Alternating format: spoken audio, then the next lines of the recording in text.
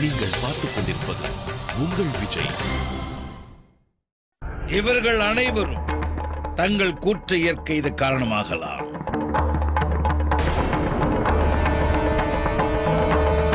திருமணத்திற்கு பின்பு அகங்காரத்தினை அகற்றி எறிந்து அறம் சிறக்க வாழ இயலும் என்ற தமது கருத்தினை ஏற்பார்கள். அதற்கு சாத்தியங்கள் இல்லை பிரஜாபதி. நாளை காலை மகாதேவர் அன்னை சத்தியோடு கைலாயம் நோக்கி புறப்பட உள்ளார்.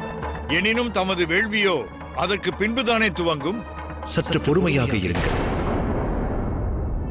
யாகம் முடிந்த பிறகே இவ்விடம் விட்டு புறப்படுவேன்.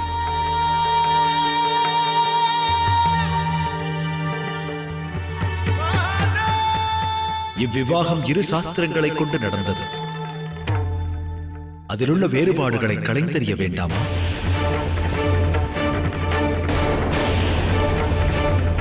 இன்று பிரஜாபதி என்னுடைய மாமனார் அல்லவா?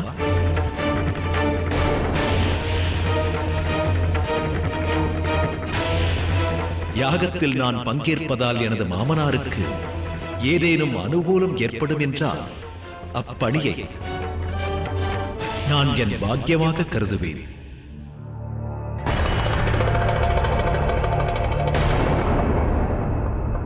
ரிஷியாத்ரி, என் வார்த்தையில் தாங்கள் எப்போதும் சந்தேகம் கொள்வீர்கள் என்று தங்களுக்கே புரிந்திருக்கும்.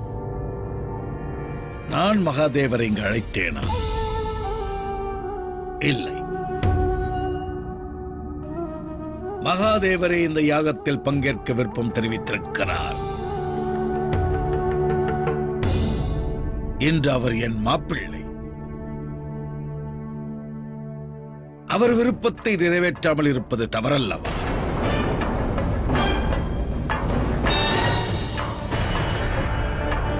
என்னை பொறுத்தவரையில் இந்த யாகம் மிகவும் மகத்துவம் வாய்ந்ததாகும். எனக்கு மட்டுமல்ல, அனைவருக்கும் தான். இந்த யாகம் ஒரு புது அத்தியாயத்தை துவக்கி வைக்கும். இதில் தாங்கள் அனைவரும் பங்கேற்க விருப்பம் கொள்கிறேன். தவறாமல் கலந்து கொள்ளுங்கள்.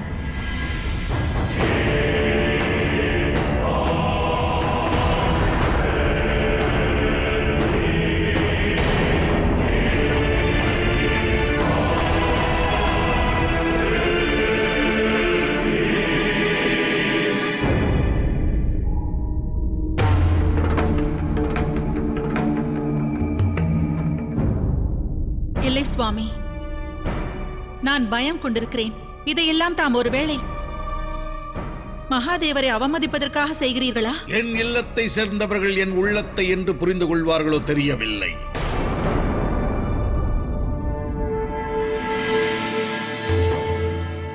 இந்த யாகம் நடத்துவதை எனது கடமையாக நான் கருதுகிறேன்.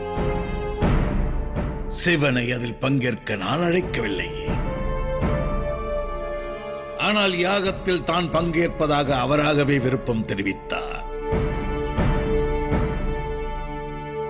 அவரது வார்த்தையை எவ்வாறு மறுப்பேன்? இன்று மகாதேவர் நம்மா பிள்ளை. ஆனால் பிரஜாபதி தக்ஷனாகிய நான், அதிகாரங்களை கையில் வைத்திருக்கும் தக்ஷன், அந்த சிவன் இந்த யாகத்தில் பங்கேற்பதற்கு அனுமதி தர வேண்டுமாயின் அதற்கு அவர் முழுமையான தகுதிகளை பெற்றிருக்க வேண்டும் என்று எண்ணுகிறேன். இல்லையெனில் இயலாது.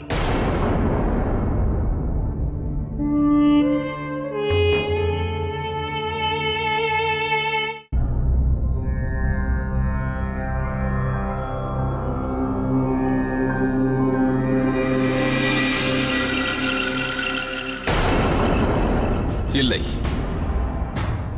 நடக்கக்கூடாது. கோர அனர்த்தம். எந்த அனர்த்தத்தை கூறுகிறீர்கள்? எது நடக்கக்கூடாது என்று உரைக்கிறீர்கள்?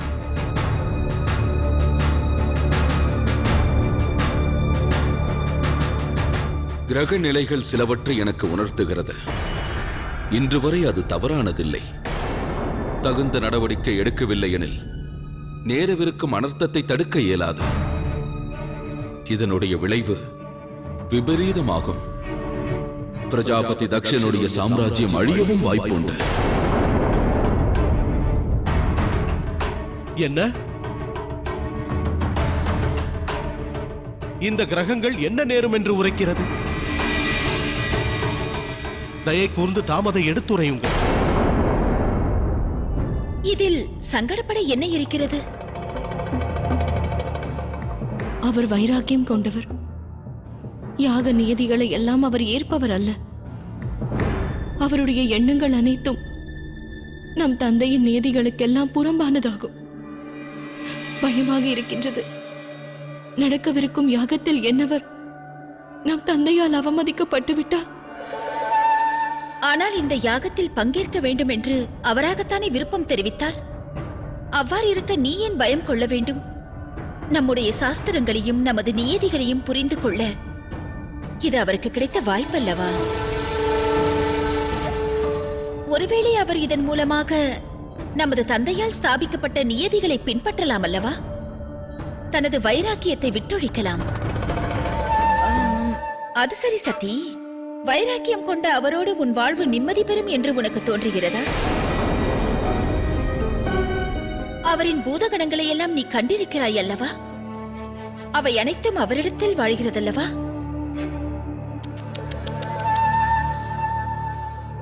கைலாயம் எனும் கொடும் மயானத்தில் நீ எவ்வாறு உன்னுடைய காலத்தை கழிப்பாய்? அக்கா, அவருடைய இந்நிலையைத்தானே நான் மனதார நேசித்தேன். அவர் கொண்டிருக்கும் தோற்றத்தையே என்னவரின் தோற்றமாக கருதினேன். அனைவரும் அவரை பிடிவாதக்காரர் என்று கூறுகையில் இன்று வரை நான் அவரிடம் அது பற்றி பேசியது கூட இல்லை. எனக்கு நம்பிக்கை இருக்கின்றது. அவருடன் என்றும் நான் நிம்மதியாக வாழ்வேன். உன் விருப்பப்படியே நடக்கட்டும் சதி. உன் மீதுள்ள அக்கறையில் இவ்வார்த்தையை கூறினேன். அகிலம் காக்கும் நாராயணரை நீ வேண்டினால் நாளை அனைத்திற்கும் ஒரு வழி நிச்சயம் பிறக்கும். அதன் மூலமாக நம் தந்தையும் சிவனும் உறவினர்களான காரணத்தால் ஒரு புது வழி தோன்றும். வைராக்கியம் கொண்ட சிவனை நீ அவ்வாறாகவே ஏற்றிருக்கிறாய். இதற்கு பிறகு அவர் தந்தையின் நியதிகளை பின்பற்றினால் நன்று. சிவனுக்காக நீ எண்ணற்ற இன்னல்களை சுமந்தாயல்லவா? அவை அனைத்திற்கும் பலன் கிடைத்துத்தான் ஆக வேண்டும், இல்லையா சதி?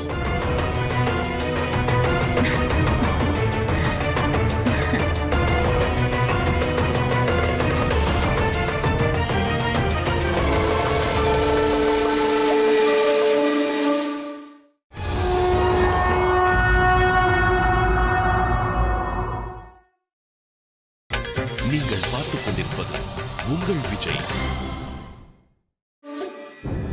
சதி சிவனது விவாகத்தால் மாபெரும் விளைவு ஒன்று நேரிடும் என்று குறிக்கிறது. சதியின் ஜாதகத்தை நான் ஆராய்ந்திருக்கிறேன், பலமுறை கணித்திருக்கிறேன். அப்போதெல்லாம் ஒன்றுதான் தோன்றியது. சதி சிவனது விவாகம் எத்தனை சோதனைகளுக்கு இடையில் நிகழ்ந்ததோ அதை காட்டிலும் இன்னல்களை சதி இல்வாழ்வில் சகிக்க நேரிடும். தாம் என்ன வார்த்தை கூறுகிறீர்கள்? சுப வார்த்தை பேசுங்கள் முனிவரே. சதியின் விவாகம் சாட்சாத் மகாதேவரோடு நிகழ்ந்துள்ளது. சிவ மந்திரத்தை ஒருவர் உச்சரித்தாலே சக்தி வாய்ந்த சங்கடங்களும் இன்னல்களும் க்ஷண நேரத்தில் மறைந்து விடும் அல்லவா? பிறகு சதியையும் மகாதேவரையும் எந்த இன்னல் அலைக்கழிக்கும் என்று எண்ணுகிறீர்கள்? தங்களிடத்தில் நான் வேண்டி தலைவணங்கி கேட்கிறேன். கிரகங்களை இன்னும் கூர்ந்து ஆராயுங்கள். தாங்கள் முயற்சித்தால் நிச்சயம் இதற்கு ஒரு வழி பிறக்கும். சில நேரம் நான் சுவாசிக்கவும் மறக்கலாம் காஷ்யபரே. ஆனால் என்னுடைய கணிப்பானது என்றும் தவறாகாது. நான் கூறுவது அனைத்தும் உண்மை. சதி சிவனுடைய விவாக வாழ்க்கை இன்புற்றிருக்காது.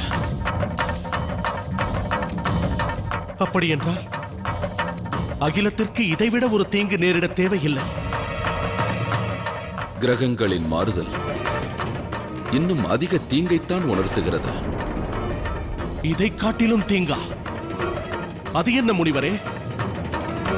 விவாகம் முடிந்தவுடன் சத்தியோடு சிவன் கைலாயம் சென்றிருக்க வேண்டும். இன்று நடுநிசியிலிருந்து இன்னலை விளைவிக்கும் அபசகுன முகூர்த்தம் ஆரம்பமாகிறது. அதனுடைய விளைவானது வெகு நாட்கள் தொடரும். அபசகுன சமயத்தில் இங்கிருந்து அவர்கள் விடை பெற்றால் அது சதிக்கு விபரீதமாக முடியும். அதைவிட பெரும் விளைவுகள் பிரஜாபதிக்கு நேரிட வாய்ப்பு இருக்கிறது. அப்படி என்றால் அந்த விளைவுகளை தடுத்துத்தானே ஆக வேண்டும். என் வார்த்தைக்கு பிரஜாபதி செவிசாய்க்க மாட்டார் என்று அறிவீர்கள். ஆனால் இதை பற்றி அவரிடத்தில் ஒருவேளை தாம் எடுத்து கூறினால் இந்நடவடிக்கைகளை சிறிது காலதாமதமாக்க இயலும் அல்லவா? கிரகங்கள் தவறான பாதையில் செல்லுமேயானால் மானிட அறிவு தவறான வழியிலே சிந்திக்கும். நிச்சயம் பிரஜாபதி தக்ஷனிடம் இது பற்றி எடுத்துக் கூற முயற்சிக்கிறேன். நடந்து முடிந்த விவாகத்தால் அவரது மனம் மிகுந்த ஆத்திரம் கொண்டிருக்கிறது. அதையெல்லாம் காண்கையில் எனக்கு சத்தியின் இன்னலை எடுத்துக் கூறினாலும் சிவனை எண்ணி அதை கேட்க மறுப்பார் என தோன்றுகிறது. அவர் ஒருவேளை இதற்கு செவிசாய்த்தாலும் இன்று அரண்மனையில் அவர் மகாதேவரை அவமதிப்பதையெல்லாம் சர்வத்தையாலும் சர்வேஸ்வரன் பொறுப்பார் என்று எனக்கு தோன்றவில்லை. தமக்கொன்று புரியவில்லையா காஷ்யபரே? நம்முடைய பிரஜாபதி தக்ஷர் சிவனுக்கு யாகத்தில் இடமளித்திருக்கிறார். அதன் பொருள் என்ன? அது சிவனை அவமதிக்க வேண்டும் என்ற முயற்சிதானே? நானும் அதை பற்றித்தான் யோசித்துக் கொண்டிருக்கிறேன். கவலை வேண்டாம் பிருகு முனிவரே. ஏனெனில் மகேஸ்வரர் உடன் இருக்கையில் மற்ற விஷயங்களை பற்றி கவலை கொள்ள தேவையில்லை. மாபெரும் கிரக தோஷங்கள் கூட மகேஸ்வரருடைய சிறிய அனுகிரகத்தால் இருந்த இடம் தெரியாமல் மறைந்திருக்கிறது. நான் பூரண நம்பிக்கை கொண்டிருக்கிறேன். நாளை ஒருவேளை சதிக்கு எந்தவித இன்னல் நேர்ந்தாலும் மகாதேவர் அந்த இன்னலை விரட்டி அடித்து விடுவார். ஸ்ரீஹரி கருணையால் அவ்வாறே நடக்கட்டும்.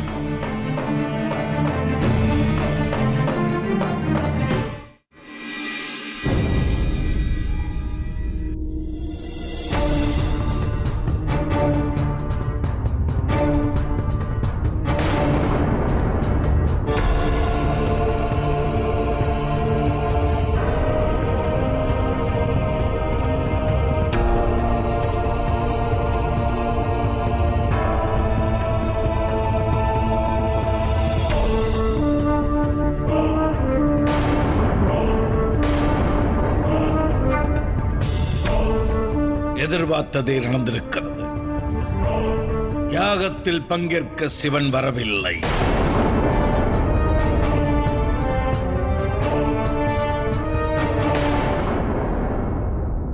மகாதேவா,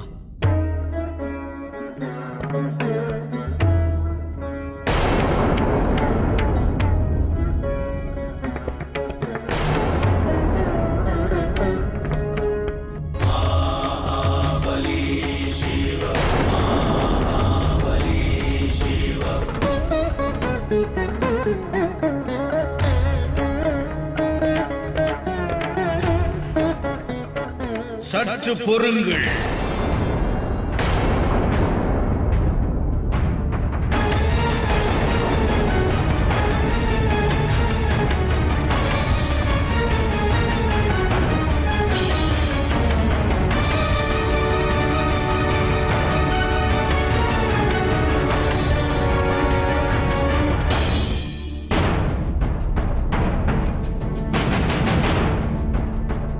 தாங்கள் இந்த யாகத்தை தவிர்ப்பீர்கள் என்று எண்ணியிருந்தேன். ஆனால் நேரில் வந்து அதை தாங்கள் பொய்யாக்கி விட்டீர்கள்.